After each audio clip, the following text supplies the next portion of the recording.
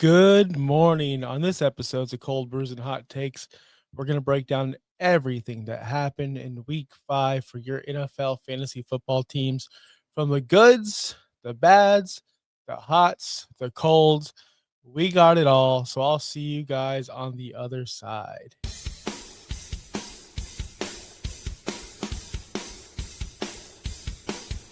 You're watching Cold Brews and Hot Takes, only on Fantasy Now Plus.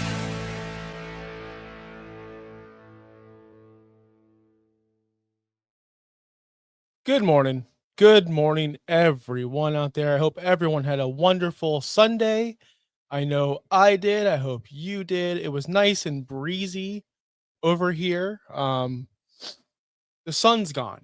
The sun is gone. I'm looking outside my window right now, and there's no sun. It's been overcast and windy and rainy. And let me tell you, all you Northerners, I watch the football games. I see all you Northerners in your hoodies and you're chilly. It's cold. Screw you. Screw you. Not everything is glorious here in sunny Florida. When you have Christmas on the beach and it's 90 degrees, it's not as good as you guys think. It's hot, and it's nice once in a while to get this overcast. That being said, I had to get that off my chest because it's such a wonderful gloomy day, and I hope nothing is gloomy about your fantasy football matchups. I hope you all won. I know I had some wins. I know it was 85 degrees this weekend. You were talking about 81 degrees of yes. Yeah, I was happy. I was excited. For once, I get the nice weather. When the sun goes away, I have an idea. When I become president, I have a genius idea. Everyone's going to vote for me. I promise. We're not going to get into it, but just imagine retractable roofs on stadiums, but for Florida, literally. Like, I'm going to build that. But that being said, I am going to get you through this week 5 recap rundown. I'm going to get you through all of the ins and outs of this. But before I do that, make sure you subscribe to our channel, Fantasy Now Plus. Make sure you subscribe to our sister channel, our partnership channel, our friends over there at the Fins Talk Sports Network. We're live over there every single day of the week, just as much as we're live over here. You can follow them at Fins Talk Sports Network as well.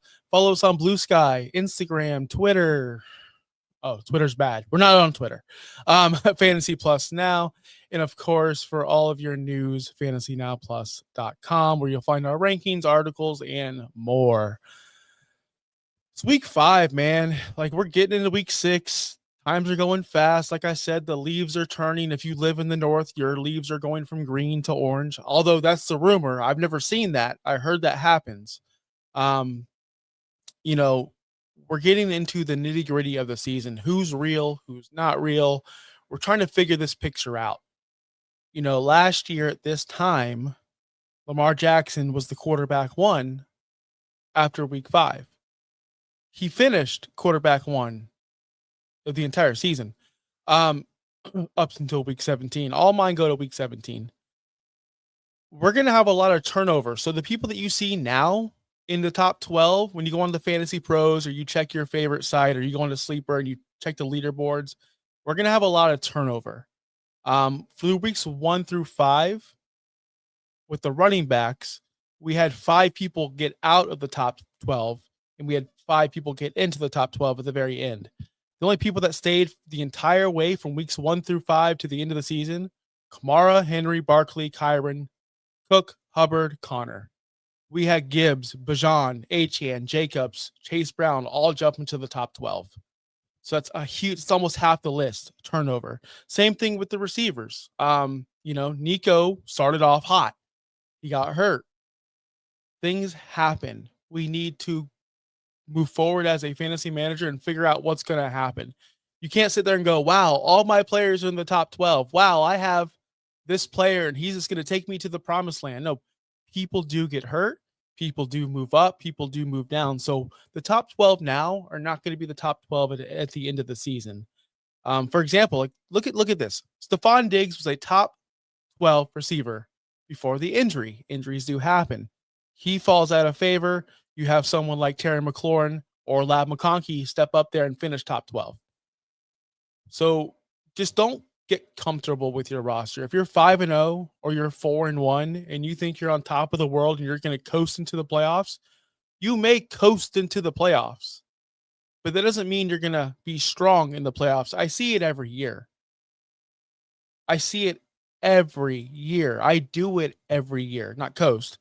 But in my home league, it's a running joke where I start out 0-3, 0-4, 1-4.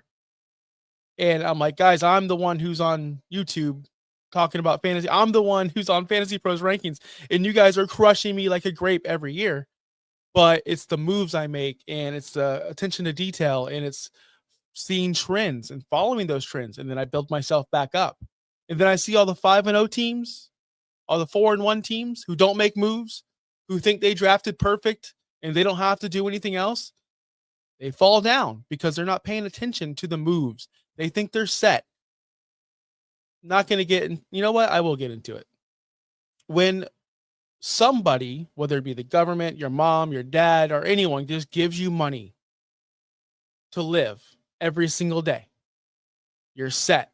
You got your PlayStation, you got your TV, you got your air conditioning, you got your Wi-Fi. You're just getting a free check once a month and you're good to go. There's no aspirations to get better.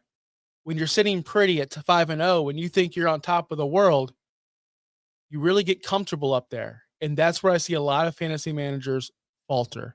So it's important to keep on going, keep on making these moves, because I promise you, things will change. Things have changed. Things are already changing. We had some injuries this week. Nothing major, a couple big ones, but Kyler Murray left the game for a blink of an eye. He got hit in the head. He got sacked. The defender hit him in the head again after the play. Kyler was walking off the field, and I'm going, what's going on with Kyler? What's happening? Turned out to be a foot issue, but he came back in and finished the game. Keep monitoring Kyler Murray. Rushing is a huge part of his game. If we were talking real NFL football right now, I would easily say bench this kid.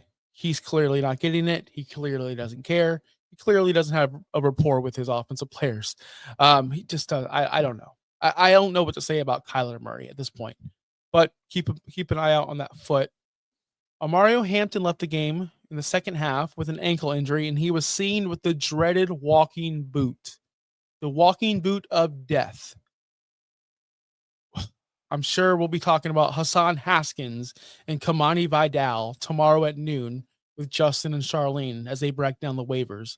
But not good news if you're an Omari Hampton fan or manager. So that's always been a thing with the Chargers, man. Since the dawn of time, Chargers are always injured. Rico Dowdle had a career game, also injured his knee. Antonio Gibson left the game with a knee injury. Some might say good for Trevion Henderson. Some might say we don't root for injuries. Be that person. Do not root for injuries. And Darius Slayton left the game with a hamstring injury. So that's less people to throw to in New York. Justin Herbert led the team in rushing yards. Yeah, I mean, when you don't have a running back, it's hard to do. All right, so what I've normally done on this show is I just read you the top scores, and I find that very, very. You can find that yourself. It's very boring. Anyone can go do that. There was a lot of scores this week. If I did that, the entire show would just be me listing off everything I'm reading off of Fantasy Pros. And that's not how it's going to be from now on. I'm changing it a little bit, so keep up with the process. As I said, the whole point of this podcast or this stream or this whole message of this week is change. We all have to do it to get better or to improve within life or your fantasy rosters. I blue skied out something yesterday. I don't blue sky things out. I don't ever. I try to. I don't like to engage. It's just a cesspool of people throwing their opinions out, and nothing matters. It's fake. It doesn't matter. Social media is fake. Does not matter. But I did blue sky something out. Baker Mayfield, if he's not the MVP, he's not the number one. If I go to Hard Rock, I don't have my phone on me, not allowed to, per the bosses at the Fantasy Now brass. But if I have a computer right in front of me. If I had those odds in front of me, Baker Mayfield should be the leader in the clubhouse for the MVP. I'm curious. Do you guys think that's true? Do you guys think there's someone better than Baker Mayfield? Because I can't find them on the road in Seattle, where it's tough to play, where the whole team, not just the Buccaneers, but the Seahawks, didn't have a clue what time they were playing until Friday because of some baseball game. Who watches baseball? Because of some baseball game, everything was up in the air. And when they're playing, is it going to be 3:30? Is it going to be 2:30? Is it going to be 4? Is it going to be 4:30? Is it going to be 5? There was many times thrown out there, and no one really knew. You add that onto the fact that the Buccaneers traveled to the West Coast, which, if you know anything about time zones, for some reason, professional athletes have a hard time adjusting to the time zone. They just can't do it. And on top of that, Todd Bowles' career record in October with the Buccaneers, he was 3-10. Everybody counted the Buccaneers out. Everybody did. I did. Everybody did. Nobody thought the Buccaneers were going to go in there and win this football game because of past history, because of everything. The odds were against them. It was stacked against the Buccaneers. It was stacked against Baker Mayfield. Well, Baker Mayfield said, screw you. Screw you, Mr. Sam Darnold and Seattle Seahawks. Screw you, 12s. I'm going to go in there and I'm going to balls out and I'm going to throw it to Emeka Mbuka as time not expires, but a minute to go on the clock. And we're gonna take this lead. We're gonna win this football game. We're gonna kick a field goal at the end of the game too. And they did that. He went 29 for 33, 379 yards, 2 touchdowns in Seattle against a stout defense. No, they're not the Legion of Boom, but they are Seattle, and they are very good on defense this year. Yes, it was a very high-scoring, entertaining game. It was probably the best game of the week, and nothing's gonna outdo it. Not tonight's game, not any other game. This was the best game of the week, and Baker Mayfield performed. All this without his help. Without his help. JRS said, Danny Dimes for MVP. Hey, I'm not against that. Matter of fact, if you've watched the show long enough, I think I was the only one calling for it. But I do want to say this. Yes, he's up there as well. Up there with Baker? I don't think so. Since 2023, and I've thrown this stat out there many times, but as I'm on Blue Sky, I see a lot of people skeeting out things that I've already said years ago. I saw somebody say, Garrett Wilson breakout year. Okay, pal. Thanks for watching the show. He's been broken out. Baker Mayfield, since 2023, has led all quarterbacks in passing touchdowns. All of them. All of them. He has 74 since 2023. Goff has 73. Lamar has 71. Love has 61.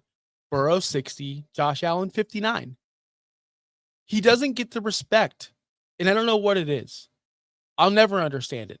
And you think about everything that he's doing it with or without, you would say. He didn't have Wirfs, the best left tackle, the best offensive lineman in football. Didn't have him for the first couple weeks. Didn't have Chris Godwin back. Still doesn't have Chris Godwin back. Say what you want to say about Godwin. He's not fully healthy. I don't know why he's playing. I know why he's playing, because they have nobody else. Lost Jalen McMillan before the season started. Oh, who's that? I don't know. The rookie who caught 7 touchdowns last year? That guy? If he was playing on New York, or if he was playing in Chicago and a rookie scored 7 touchdowns, we'd be talking about him. People forget about Jalen McMillan. He lost 2 guards already. Cody Mach on IR. Luke Godeke, can't say his name. Right tackle, lost him on IR. They're putting this team together with Band-Aids and duct tape. And Baker Mayfield still going out there, no excuses, still tossing the ball around. Yes, it helps. They drafted Emeka Mbuka. It helps that he's the best rookie receiver in the league, and he's on the Tampa Bay Buccaneers. Yes, that helps. But think about all the players that the Buccaneers lost, and Baker Mayfield's still able to do this week in, week out. Lost Mike Evans. What are we doing here? So I truly think that this man is the MVP of the season, and honestly could be for your fantasy teams. He is down on the season, like passing wise, stats wise. He went from 71% completion percentage last year. He's down to 59.7. He's throwing the ball. He has less interceptions, which is weird. Less interceptions this year. way worse completion percentage. I don't understand it. His yards per attempt are down from 7.9 to 6.5. Everything is down with Baker except for his production on the field, which, hey, man, if you got to just throw the ball less accurate and less down the field to be more productive for football and for your fantasy teams, I'm all for it, man. His next coming weeks, he's got San Francisco, Detroit, New Orleans, a bye, and then New England. I like Baker Mayfield going forward. He's we all know this. He's a set it and forget it kind of guy. But I just want to throw that out there. Week 5, October 6th, 2025, clip this. Baker Mayfield should win the MVP this year. When it comes down to it, when we're in December, January, he should win it, but he won't win it because he plays in Tampa and he's not Josh Allen and he's not Lamar Jackson. He's not one of those top guys, but he is a top guy. He just doesn't get the credit for it. And that's speaking for me, who we got famous for trashing Baker Mayfield in 2023. Got to keep on evolving and keep on changing your ways, man. You see someone's doing well and get on that. It's not about being bandwagon or jumping on the hot thing. It's realizing who's actually good and who's changed and who's gotten better. Sam Darnold, we could say the same for him. He's on the other side of the football. He's balling out, throwing it to JSN. People were downgrading JSN this year because of Sam Darnold. People didn't think JSN could do what he's doing today. People are eating a lot of L's this year on JSN. Yes, he was highly touted as a young rookie, a breakout season. He had that last season. But because of Sam Darnold's involvement, he was being drafted below people like, I don't know, Lab McConkey, which is kind of crazy. But JSN on the other side, Sam Darnold, they're doing great things over there in Seattle as well. We'll get to the running back situation and the iced coffee situation of this podcast. Sharps, Kenneth Walker, told y'all, Buccaneers shutting that crap down. Does Dak have better weapons than Baker right now? It depends on George Pickens and Jake Ferguson, Javonte Williams. Oh, I didn't even say that. Bucky was out. Bucky missed the game. They're all pro, not all pro, but they're Pro Bowl running back. Bucky Irvin was also out and might miss a couple more weeks after this. So Baker's doing it with so many backups. That's very difficult, JRS, because Dak, we know Dak's elite. We know Dak can sling it. I think people are just now, for some reason, even though it's been since 2023, people are just now jumping on the Baker bandwagon, whereas Dak's been elite for a very long time. So we're expecting him to do this. Does he have better weapons? Currently, no, because I have Emeka Mbuka over Pickens. Ferguson's way ahead of, obviously, Kate Otten. But if you look at Jake Ferguson as a second target, you would look at Chris Godwin as the second target in Tampa right now currently. And when Chris Godwin gets right, he's better. But that offensive line for Tampa is destroyed. Like it's completely destroyed. And in Dallas, not sure how their O-line situation is doing over there. But yeah, I would say they're equal, I guess, as in who has the talent around them. But man, that's a good question. That's a good question. Does Dak have better weapons than Baker right now? It's up in the air. It's up to your interpretation, I would say. Justin Fields. Man, see, this is why I stay off of social media. And I'm being 1000% honest with you guys, like I always am. This guy, I was about to blue ski out. Everyone can score points against Dallas unless you're busting Fields. Because, man, this guy had a terrible opening to this game. I'm sitting there going, it's 13 nuts, 17. What's going They only have 3 points. We're going almost into halftime. What's going on with this New York Jets offense? I heard Bustin Fields was elite. I heard Bustin Fields is this and that. Well, Bustin Fields actually did do well. Thankfully, he scored 25.9 fantasy points. He's the quarterback 5 currently on the week. We still have Mahomes and Lawrence to play. I don't think Lawrence is going to pass him. Mahomes has a shot. Back-to-back weeks with Justin Fields, over 25 points. Back-to-back weeks of Justin Fields, over 25 points. But they did play Dallas, and they played Miami. If you're going to score 25 points at the quarterback position in back-to-back weeks, I would assume you played Dallas and you played Miami. So let's not get too excited on Bustin Fields just yet. In those 2 games against Dallas and Miami, he had 509 passing yards, 3 touchdowns, 0 interceptions, 107 rushing yards, and 1 rushing touchdown. Fields is not back. Bustin Fields played Miami in Dallas. Week 6, he gets Denver. Week 7, he gets Carolina. Week 8, Cincinnati. Week 9 on a bye. Week 10, good luck, pal. You're playing Cleveland. Take that schedule for however you want to take it. Denver's been up and down. Do I trust Justin Fields against Denver? I'm going to have to, and I think you should too because of the rushing upside. 107 yards rushing on the ground in 2 weeks against 2 bad defenses is fine. What's he going to do against Denver? I assume he's going to run a lot more and pass a lot less because he's not going to have those passing lanes like he did against Dallas and Miami. I'm going to say that until I'm done with the segment, guys. So get used to it. Carolina, Tua had a great game against them. Are they a easy defense to play? They're probably middle of the road. Cincinnati, we know their struggles, but man, weeks 9 and 10 for your fantasy team, Fields is unusable because obviously week 9 a bye, week 10 he plays Cleveland, and I'm not playing that game. Play stupid games, win stupid prizes. Starting Justin Fields against Cleveland is a stupid thing to do. But his pass catcher, like I said, I saw this blue ski. I saw it. Breakout season, Garrett Wilson. When did he break? You mean his rookie season when he broke out? When you mean his sophomore? He's been broken out, guys. I've been saying on this show, I've been saying on this airwaves, I've been saying it since OUS. Garrett Wilson, I say it every single week. Garrett Wilson's a superstar. Say it with me, guys. Garrett Wilson is a superstar.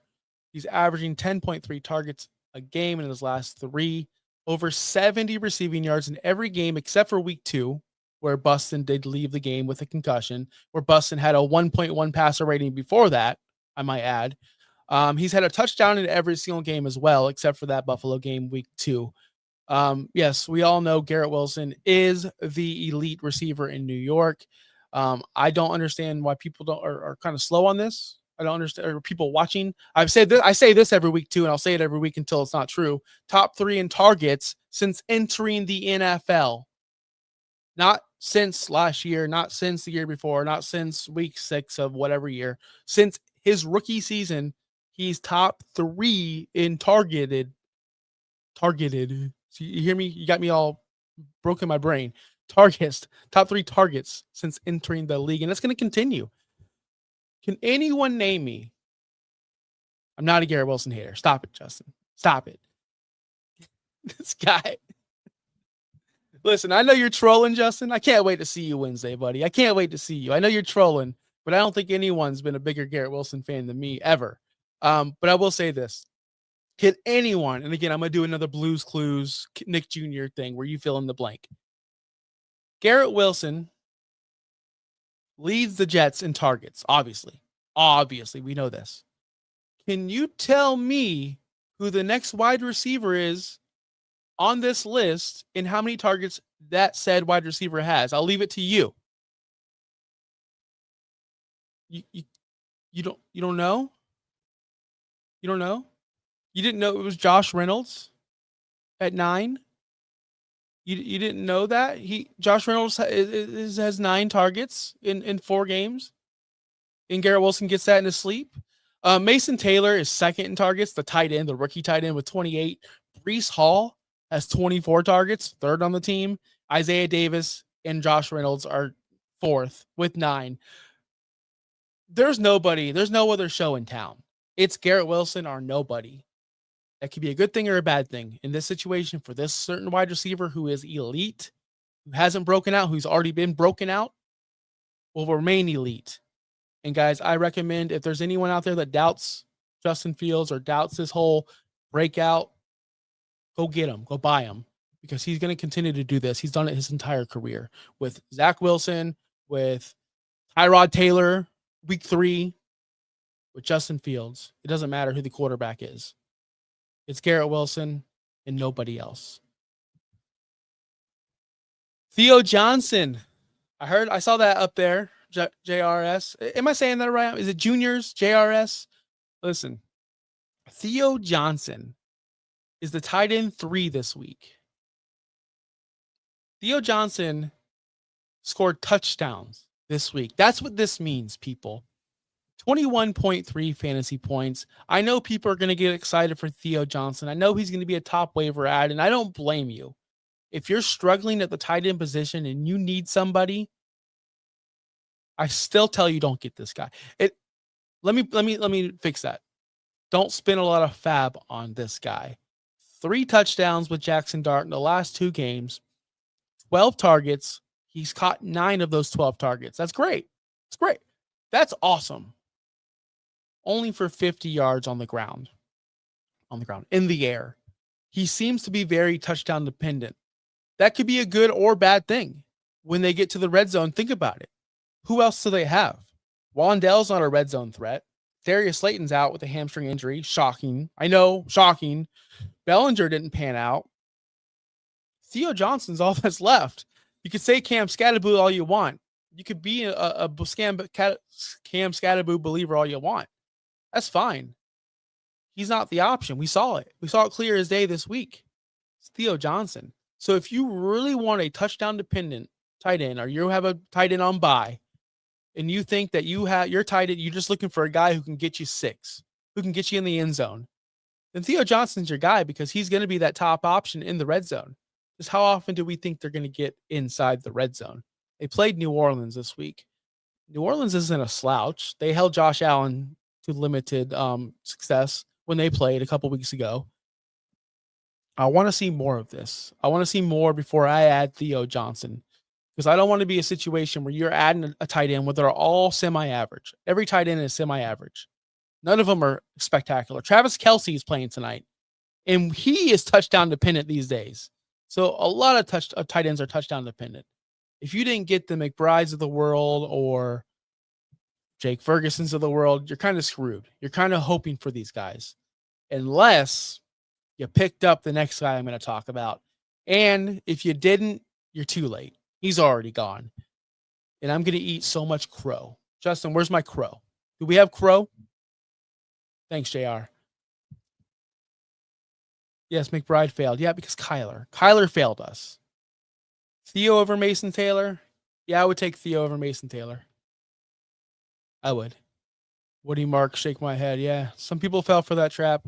I was one of them. Darren Waller, Mr. 17 catch on the season. Mr. I said on this show, if Darren Waller catches more than 17 balls, I forgot what I would do. So I'm out of it. I'm out of that bet. I don't have to worry about it. Nobody remembers it. If someone can clip it and tell me what I have to do, I'll do it. But as far as I'm concerned, that bet was never made. That statement was never made. I've been a Darren Waller truther my entire career. What are you guys talking about? Darren Waller, week 1 versus Carolina, 3 catches, 27 yards, right? 2 touchdowns. All right. He scored 2 touchdowns, but Tyreek went down. It is what it is. Like, it's his first game back. They want to make an impression. Whatever. Like, I wasn't buying it. When everybody was buying it, I was still like, come on. Let's get back to reality. In 2025, a lot of us don't live in reality. I promise you that. Now, I wasn't going to get into the Darren Waller reality. Didn't think it was a thing. 18.8 fantasy points this week. Scored another touchdown. But man, he's being used all over the field. Middle of the field, sidelines, end zone, red zone, first down, second down, third down. It don't matter. It doesn't matter. This is I went from one extreme to he's not going to catch 17 balls to my next extreme where he's like, yep, Darren Waller, he's Jonnu Smith 2.0, but better. Like, I'm going crazy right now. So I gotta temper my expectations. He had 5 catches, 78 yards, 1 touchdown. But I love the fact that he's being used all over the field. And they need it with Tyreek out, with that offense struggling, with the big body. Like, I believe he needs Tua, needs that big body person Waddle's not that guy. I swear on my life. Oh my God. I almost forgot about this. What's the run? If you watch this show consistently, you know the running gag. Jalen Waddle runs a route. Jalen Waddle catches the football. Jalen Waddle gets tackled. Jalen Waddle rolls around. Jalen Waddle gets medical staff. Jalen Waddle gets limped to the sideline. Jalen Waddle goes to the blue tent. Jalen Waddle's back in the game. Repeat. I'm over it. I'm over it. It happened this week, and I'm like, oh my God, I'm over it. So this gives to a target that's not going to do all the soccer stuff that we see Jalen Waddle do on every single catch. Yes, Justin, I went there. The soccer stuff. Malik Washington was disappointed. Disappointed, yes, he was. And Justin Bowerly, if you watched him on the waiver show, he called it. He didn't think Malik Washington was going to be anything, and he wasn't. And you know what? It's going to be a trend. He's not. If you picked him up on waivers, you can cut him. It's okay. He's not going to be a factor in the NFL for the Miami Dolphins this season. Stop trying to make Malik a thing. We're trying. It's just not working. You don't find this Darren Waller clip. I don't want to do it. Whatever it is, I don't want to do it. I'll do it, but I don't want to do it. All right. Who sucked this week? Who had for those, this segment's called the iced coffee segment, because if you ever had iced coffee in your life and you think it's good, I want you to try cold brew. It's only 20 cents more, or maybe 15 cents more. This is the way to drink. I still go to Dunkin' or Starbucks or whatever coffee house you want to go to, and I hear people order iced coffee every day. Guys, there's an option called cold brew. I'm telling you, just pay the extra 10 cents. Your life will change. And when they give you iced coffee instead of cold brew, you'll definitely taste the difference. I'm telling you guys. So if anyone's watching, please change your ways, get better. But we're going to the iced coffee section of the podcast where iced coffee is not good. It's not, Justin. Try cold. I'm just telling you. People don't know the difference. I don't understand why people don't know the difference. But these are the guys that stunk this week. There's not that many like bad, surprising ones. Like not crazy. Kyler Murray went out here, laid an egg, 15.3. I guess that's better than his average. Well, that's not better than his average, but it is what it is. Bryce Young continues to struggle, just 13 fantasy points versus Miami. Everybody goes nuts against Miami. I thought Bryce Young would have a better game, but only 13 fantasy points there. But the biggest takeaway was Drake May last night. Cold brew was like 2% better. Are you crazy? Man, let me tell you, I'm the kind of guy where usually when I order something like a drive-through or it's anything in life, like even at a restaurant, and it's not good or it's not what I ordered, I'll usually just suck it up and just deal with it because I've worked in the hospitality industry. I've been a cook, been a dishwasher, I've been a server. I've done all that. And I understand you're supposed to pay for what you get. But when I get a iced coffee, when I clearly ask for cold brew, you better damn believe it. I park my car and I go inside the establishment. And I go, hey, man, do you not know the difference? You work in a coffee house. You should know the difference. That's the one thing I'll ever go back inside for.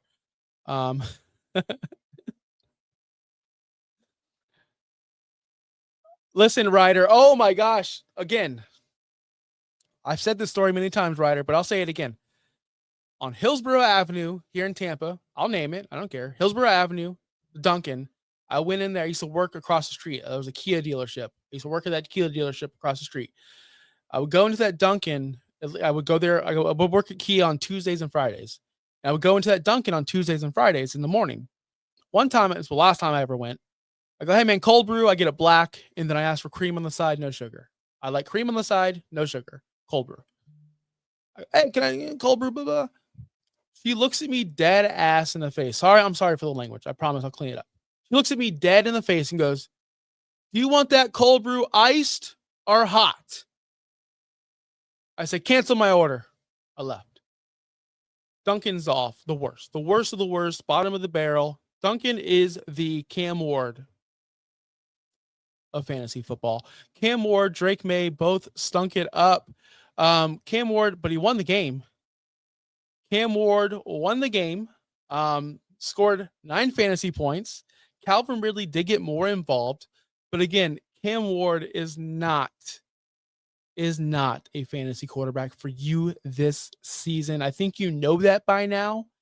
If you roster him in Dynasty, this is what we need to talk about.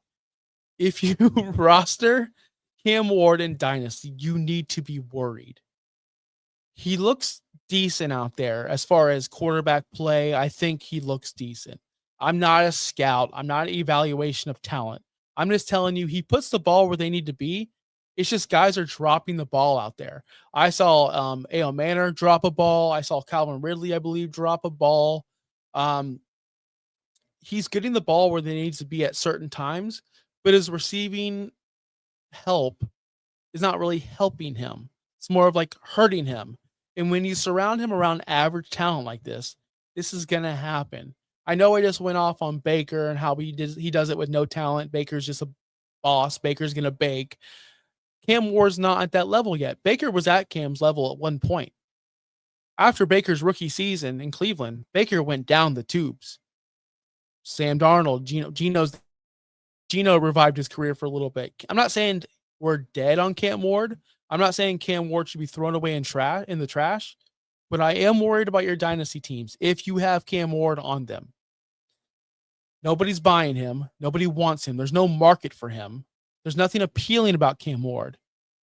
When you're a quarterback, when you're an NFL quarterback, and you're scoring, you're averaging 8 fantasy points a game. Even Anthony Richardson did better than that, and he's trash. He's hot garbage. Dylan Gabriel came out this week in an overseas game against a tough Vikings defense and scored 16.1 fantasy points. Who does he have?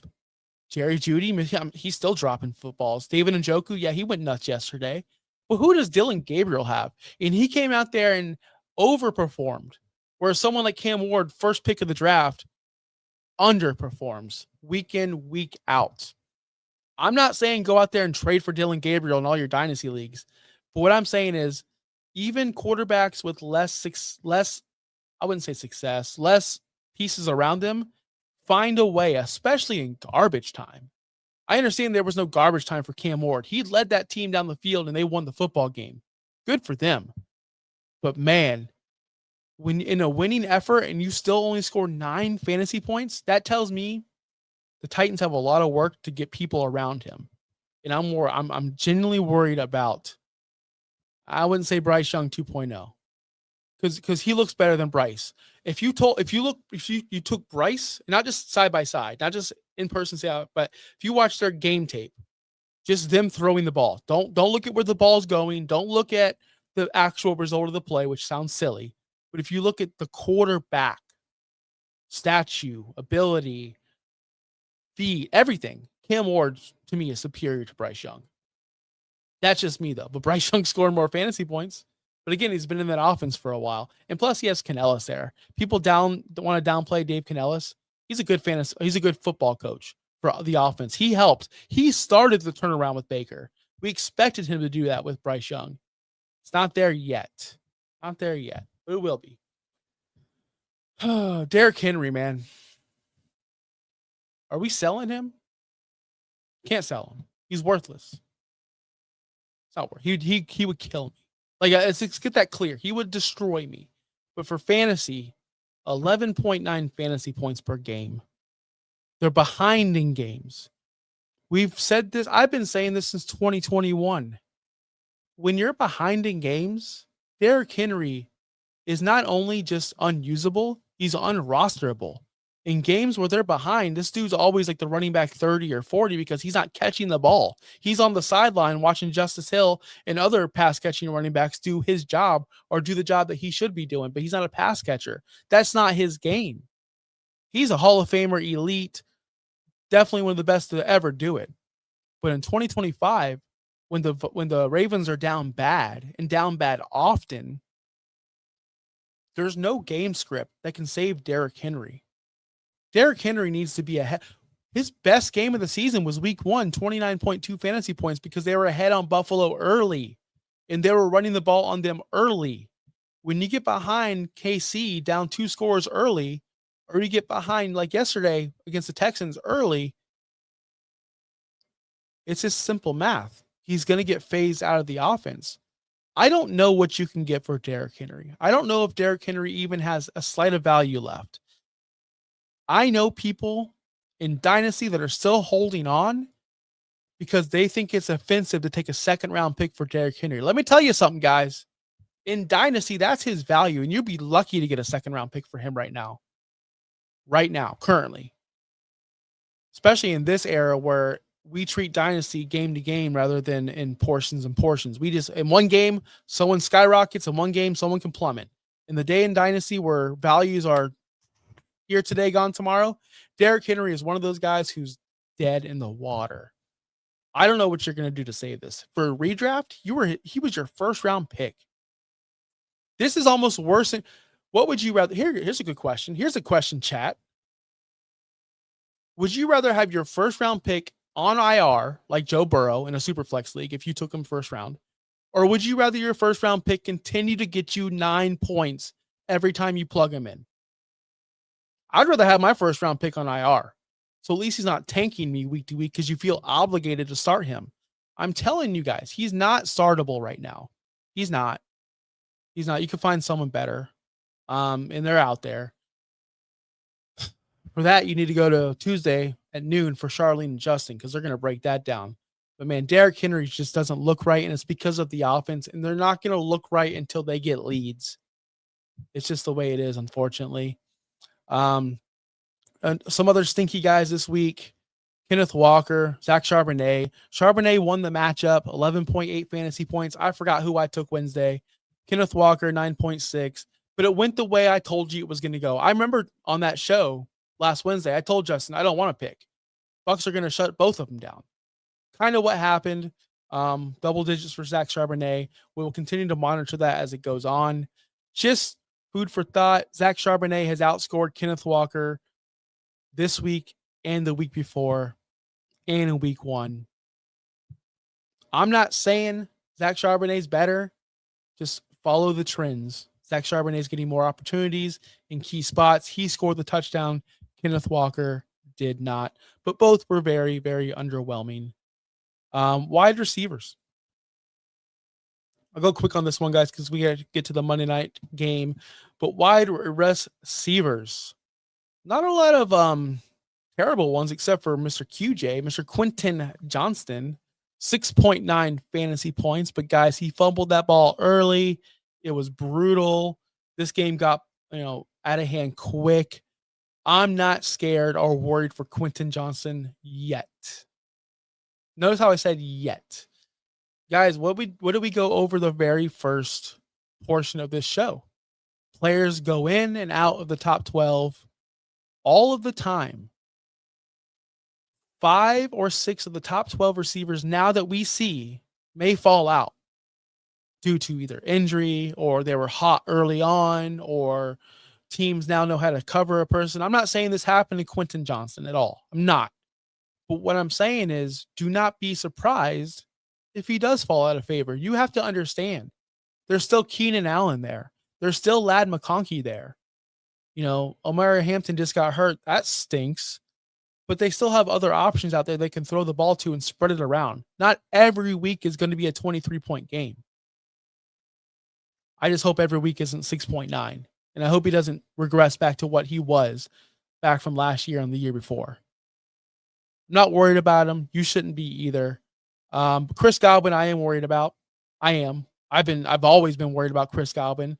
5.6 fantasy points again. Just doesn't look 100% out there. I wish they would have rested him longer. Early reports were he wasn't going to be back till about week 14, 15. That was all the reports. And I live here locally, and they rushed him back. If you don't think they rushed him back, then you don't know football. You don't know anything. Sorry. I don't know why they rushed him back, but they did. And now this is the result, what we're getting. We're getting this Chris Godwin. He does not look 100% healthy. I hope when Big Mike comes back, they give him less snaps. They let him rest a little bit more because he's clearly not ready. You should not be starting Chris Godwin in any of your lineups moving forward. And for the tight ends, man, they all suck.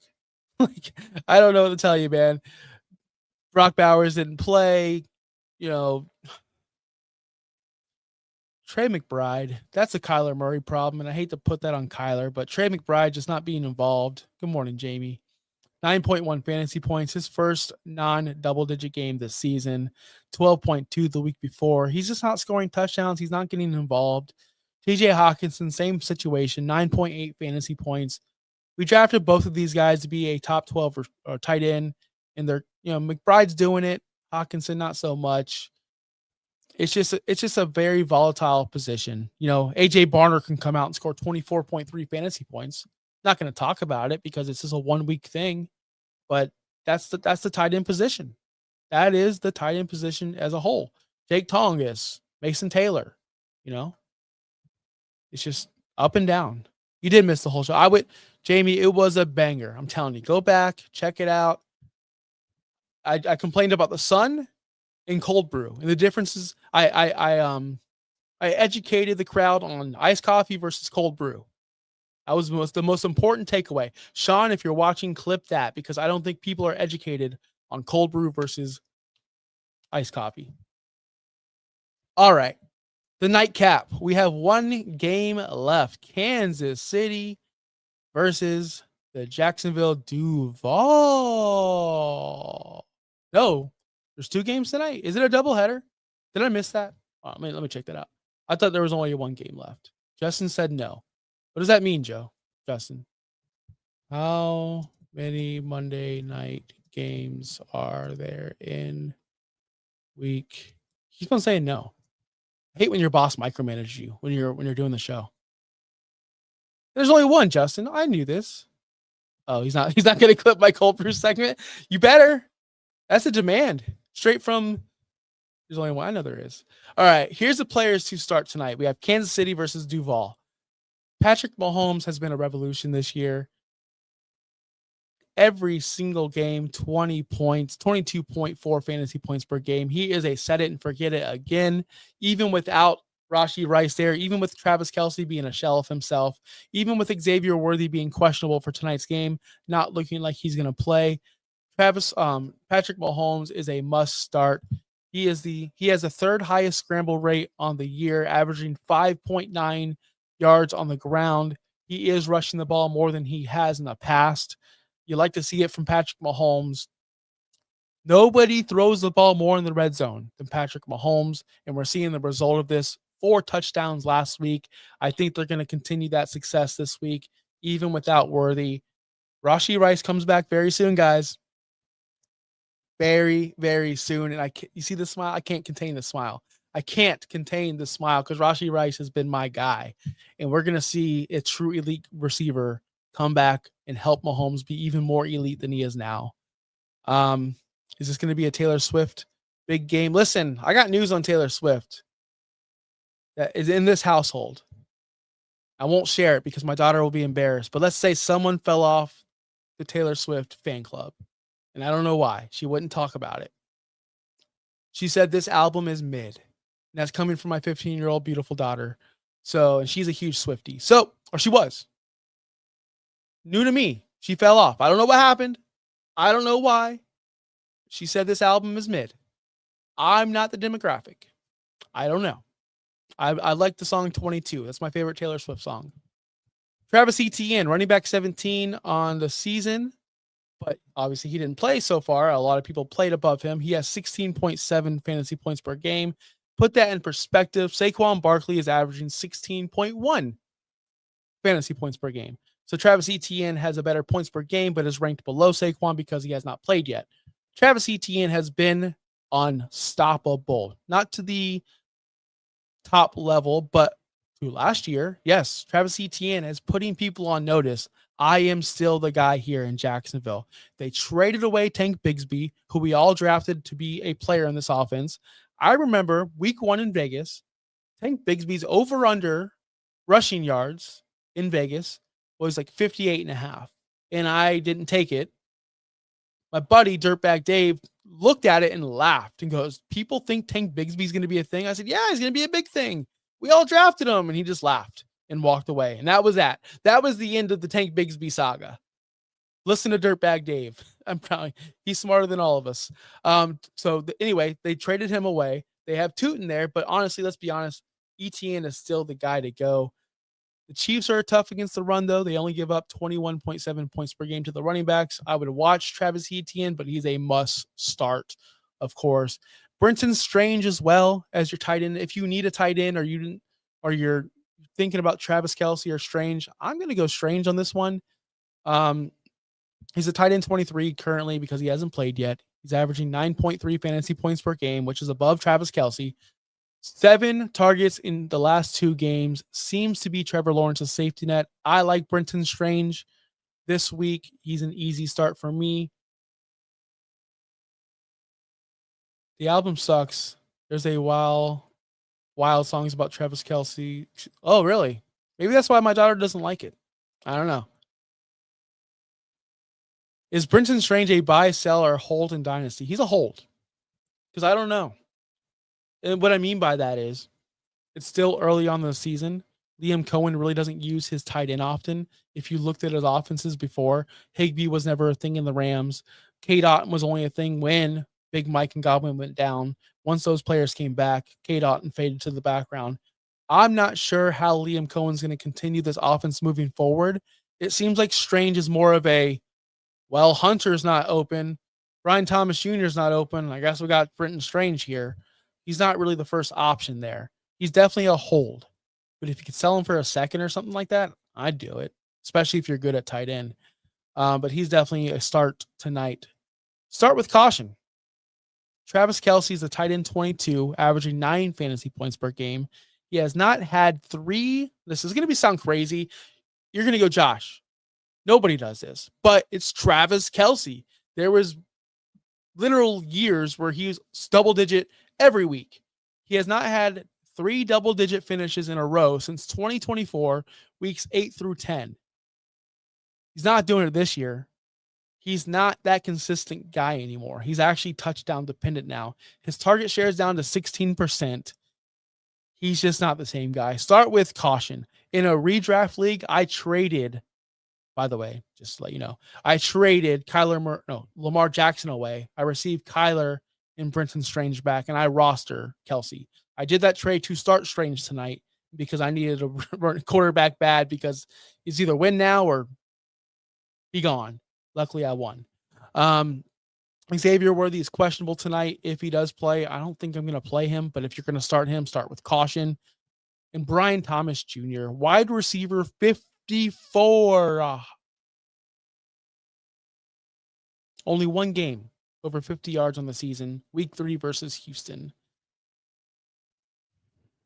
Start with caution. That's all I can say. Start with, and I know you're going to start him. Everyone is. Nobody's benching him. But man, it's been brutal.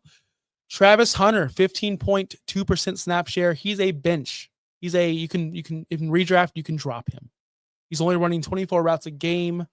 His first read target is only 12.2%, 79th in the league. He is not a part of that offense. I don't watch Jacksonville clearly or close enough to know this, but the experiment of playing 2 ways has got to end. Pick a side because you're too talented to be mid on both sides. Pick a side. Be great at one thing. Don't be mid at both. Isaiah Pacheco is someone you could bench. 7 carries last week. He did have a touchdown, under 48 total yards in 4 straight games.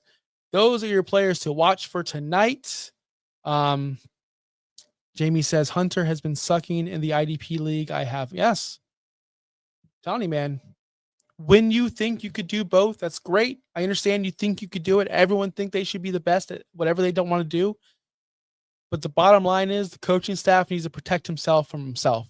Listen, no one's going to get this analogy, but when Chris Jericho was in the WWE or WCW, he was the best and most entertaining wrestler of all time, in my opinion. Chris Jericho was awesome. Everything he did, all of his gimmicks were great under Vince McMahon in the WWE machine. He goes to AEW. He gets his own ideas. He gets to do his own creative control. He gets to pick his own storylines. He gets to pick his own gimmicks. They all suck. They all suck. You know why? Because he didn't have the machine protecting him from himself. He didn't have Vince McMahon going, that's not a good idea, Chris. Maybe we should do this instead. And then it becomes a hit.